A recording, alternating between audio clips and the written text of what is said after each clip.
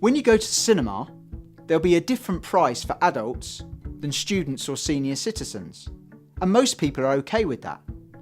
But would you be okay if you went to the cinema and there was a different price for men and women? So what we're talking about here is price discrimination. And it's one method you can use for optimizing your profits. But you have to make sure there's a rationale for what you're doing and it seems fair. The reason why you can charge two different prices for the same product is because most people understand that students and senior citizens tend to have tighter budgets, and therefore it seems fair to most consumers. Price discrimination is one mechanism we have, and that's when we discriminate against different audiences. But price differentiation is another. Price differentiation is not when the audience is different, but when the circumstances are.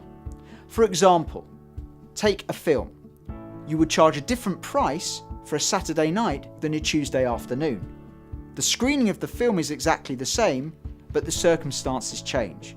It's much easier for a cinema to fill out its auditorium on a Saturday night than on a weekday matinee. Finally, we have dynamic pricing, where there is no seemingly fixed price, but it varies depending on the demand.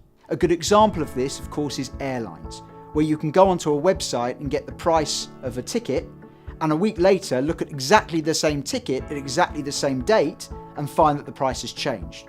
What has varied is demand. Whether demand's gone up or has stayed stagnant as we get closer to the date, the price will change. The point is that in many business to consumer offerings, we're used to this kind of variable pricing, and yet in business to business, many companies just don't make use of it. Rather than charge one set price, are there opportunities for you to charge different pricing to optimize your profits depending on the circumstances or people or demand of your products and services? If you've got any questions, please leave them in the comment box. And to receive regular marketing updates, hit subscribe.